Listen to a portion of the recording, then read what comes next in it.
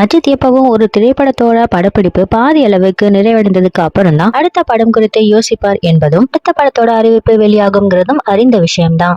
விடாமுயற்சி படத்தோட படப்பிடிப்பு இப்பொழுதுதான் தொடங்கப்பட்டு நடந்துட்டு வர நிலையில அஜித் அடுத்தடுத்த படங்கள் குறித்து முடிவு செய்துட்டு வராராம். மகள் டைமினி இயக்கத்துல விடாமுயற்சி படத்துல நடித்துட்டு வரும் அஜித் குமார் வர்ற மார்ச் மாதத்தோட அந்த படத்தோட படப்பிடிப்பை முடிக்க போறதாக தெரிய வந்திருக்கு. அதுக்கப்புறமா ஆதிக் ரவிச்சந்திரனோட இயக்கத்துல AK-63 படத்துல நடிக்க இருக்காரு அஜித். அப்புறமா அவரோட AK-64 படத்தை இயக்குறதுக்கு பல இயக்குனர்கள் போட்டி போட்டு வராங்க. இதுக்கு இடையில அஜித்தோட 64வது படத்தை எவரெஸ்ட் குமார் இயக்குறதுக்கு முடிவு செய்திருக்காராம். ஏற்கனவே இது பற்றி அஜித் கிட்ட பேசி அவரோட கால் ஷீட்டையும் வாங்கி இருக்கிறதாக சொல்லப்படுது. அதே நேரம் வெற்றிமாறனோட விடுதலை படத்தையும் தயாரித்துட்டு வராரு எவரெஸ்ட் குமார். இதனால வெற்றிமாறனை வைத்து அஜித்தோட 64வது படத்தையும் எடுக்கிறதுக்கு எவரெஸ்ட் குமார் முடிவு செய்திருக்கிறதாக தெரிய வருது. இன்னொரு பக்கம் வெற்றிமாறன் இல்லைன்னா லோகேஷ் கனகராஜ் இந்த படத்துல இணையலாம்னு எதிர்பார்க்கப்படுது. லோகேஷ் ஏற்கனவே ரஜினியோட தலைவர் 171, கைதி 2, ரோலக்ஸ் ஆகிய படங்களை அடுத்தடுத்து இயக்க இருக்காரு. இதனால அஜித் கூட